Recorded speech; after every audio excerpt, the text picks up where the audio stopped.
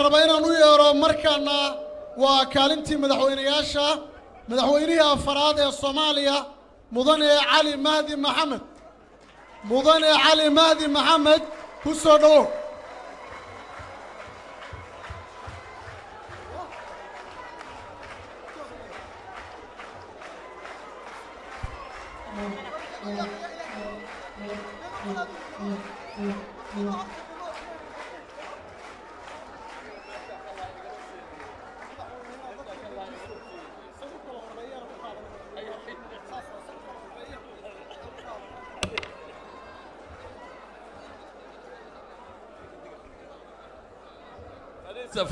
فدس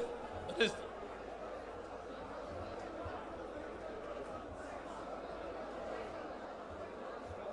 الله الرحمن الرحيم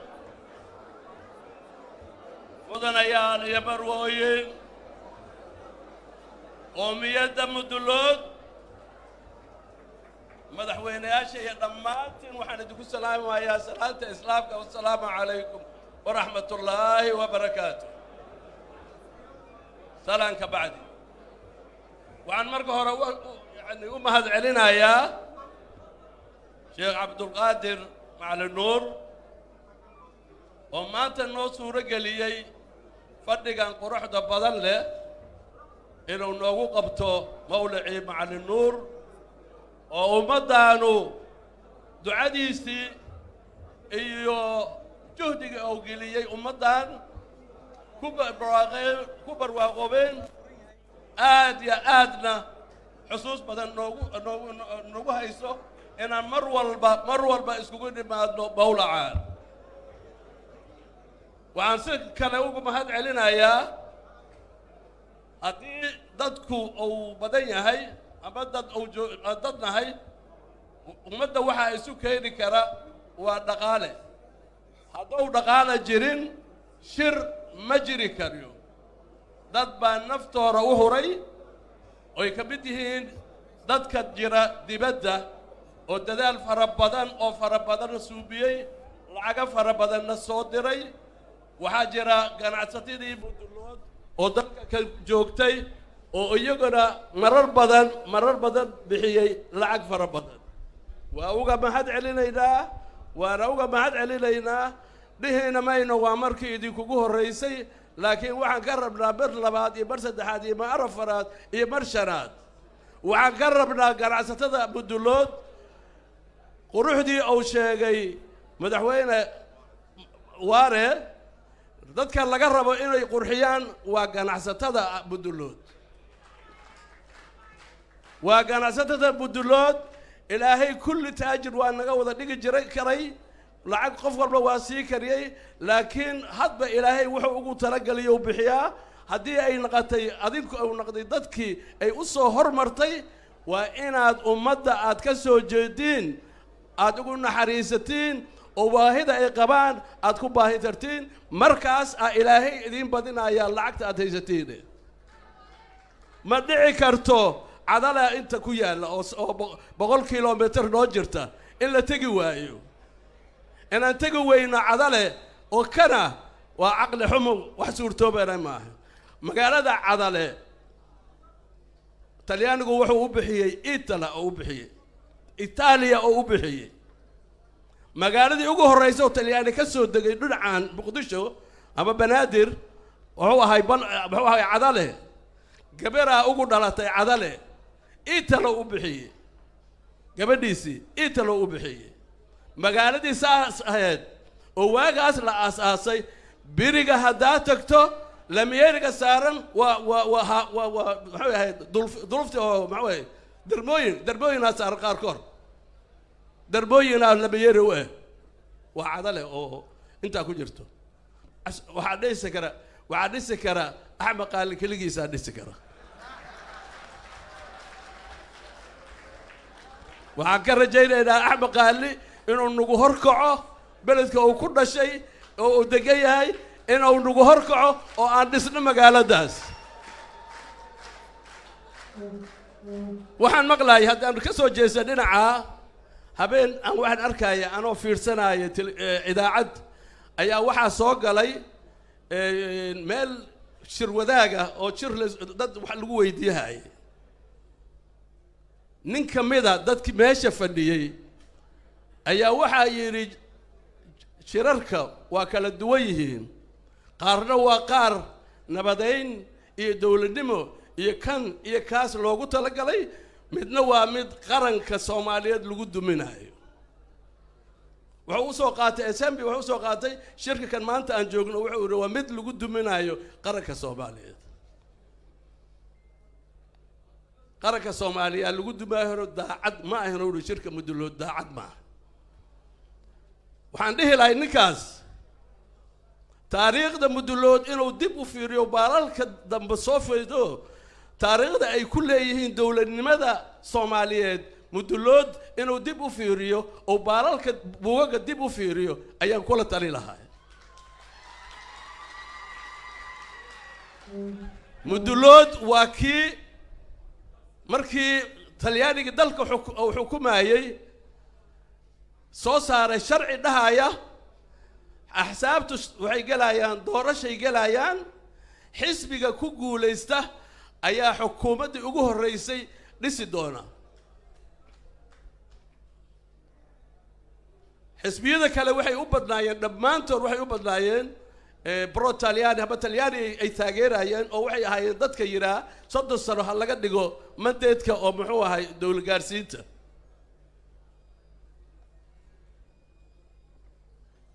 markii doorashadii la isu diyaariyay markaas abgaala jiray oo mudulood magaciisu ma jirin laakiin dhalashadii waa weesheedii wixii ay meelihii xisbi ay ku jireen oo dhan oo pro Talyaaniga ahay ay hal maalin ka baxeen ayay laagada galeen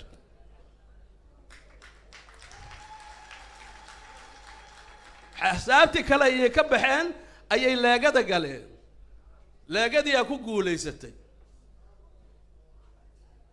gaala jabiye allo bixiyay mudulood waxa loo bixiyay gaala jabiye allo bixiyay ninka waxa dhahaya ma oga taariikhda mudulood ma oga inuu dawladnimada la sheegayaba aasaaskii inuu gacanti ugu weyn ku lahay ma oga laagadi markay guuleysatay dawlad markay guuleysatay ee la dabcay xukuumad yar hal la dhiso oo Cabdullaahi Ciise oo madax u ahaa ayaa waxa la isku qabtay wasiirka arrimaha gudaha la isku qabtay laagada dhaxdeeda golaha dhexe oo laagada ayaa isku qabtay waxa is qabtay labada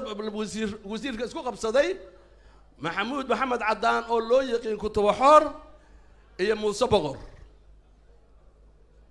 Talyaaniguna wuxuu aad uga shaqeynayay inay ku heshiinin oo heshiis darro dhacdo la yiraahdo Soomaali ma heshiin karto dawladda in loo dhiso ma gaarin hal lagu daro 30 sano hal la gaarsiiyo mandeedka 30 sano hal la gaarsiiyo ayuu ka shaqeynayay mudulood habeenkii shireen waxay isgarab dhigteen dawlad Soomaaliyeed dhunto la waayo iyo wasiirka arrimaha gudaha oo aan dad ku qabsano ayaa la isgarab dhigay mudulood habeenkii waa go'aanay gaareen golihii laagaday tageen markii warkii la yimid warkii la furay ayay yireen salaamu calaykum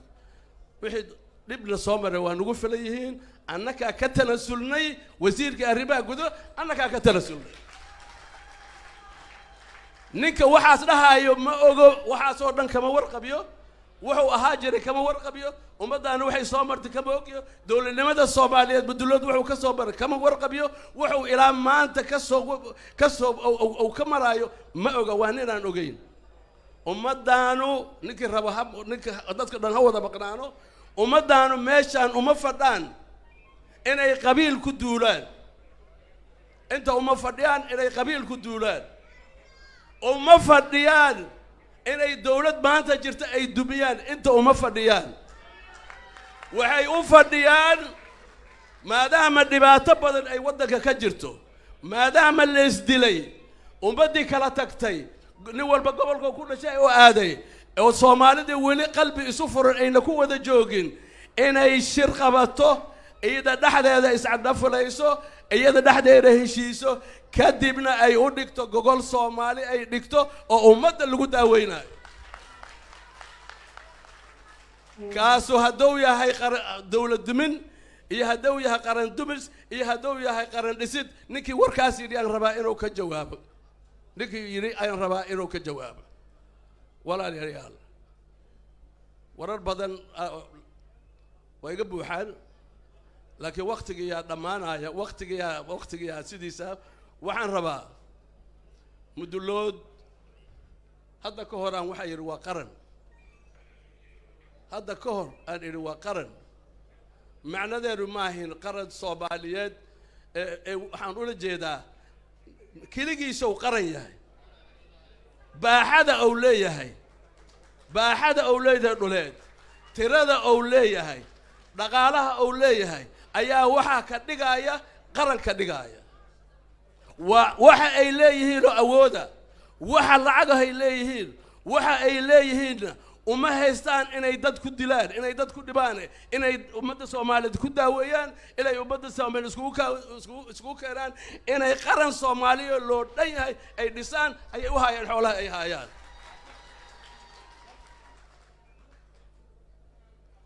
siyaasad nimana noogu jira anigu siyaasi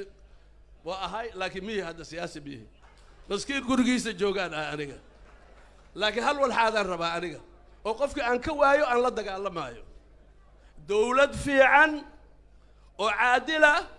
oo dadka dalka caadilnimo ku dhaqaaya ayaan rabaa ninkii aan ka waayana qorogayga caddaay weli xabadda kama baxsana warku inuu caddaada la rabaa ka yeel dawladda maanta joogta hal walxaadaan leh anigu waxaan tegey hadda ka hor waxaan tegey walow warkaas aan xoogaa ma tiraabo iska dhaafta aan ku jiro waxaan tegey hadda ka hor Jabuuti aan tegey doorashadii 2000 ayaan tegey ka qayb galay ilaahay amarkiis madaxweynaha Jabuuti wuxuu joogay muxuu ahaay waxaa joogay UN-ka joogay asagoo raadinaya inuu gogol u dhigo Soomaali aniguna waxaan joogay Qaahira iyo muxuu ahaa Riyaad aan joogay anda waxaan raadinaa in shirweyne qaran la qabto oo Soomaaliyeed laguna qabto Jabuutina lagu qabto dadku waa ila yaabeen oo Jabuuti dadku aan u tagay Masar iyo Sacuudiga waxay waa dawlad ambaasa haysa waa dawlad saasa saad u dhahaysaa shir Soomaali ha qabtaan waxaan ku iri shirarkii la qaban jiray oo Nairobi lagu qaban jiray oo Ethiopia lagu qaban jiray oo meel kale laga qabay shir Soomaali ma ahayd shir ajnabiyo wahay waxaan rabnaa inaan qabarno shir Soomaali aan rabnaa inaan qabarno shir Soomaali muxuu yahay shir Soomaali waa mid socon kara 2 bilood 3 bilood 5 bilood socon kara dawladda kaliya oo dul qaadan kartana waa Jabuuti sidaasaa lagu qabtay shirka ayaga lacagta bixiyay way garaabsanay lacagta iyaga bixiyay oo lagu qabanayay shirka markaan meesha tagay waxaan u tagay meesha aan tagay isaan ugu tala galay wax ka duwanaan ugu tagay wax u duwanaan uga tagay waxaan iri waaya waxaad u timid maahan meeshaan ma yaallo gogol Soomaaliya ma taalo waa muuqataa cali oo ma ka tagtaa waxaan isgarab dhigay marka ma ka tagtaa oo ma tagtaa oo shirku ma burburaa mase waa iska waxaa sibirka waa liqdaaho wax allaala wixii Soomaali uga soo baxaan shirku ha qabsoomo sibirkii aan qaatay sibirkii aan qaatay ee wax la fiiri karo amba la dhageysan karo amba la qaadan karo ma ahayn shirkaas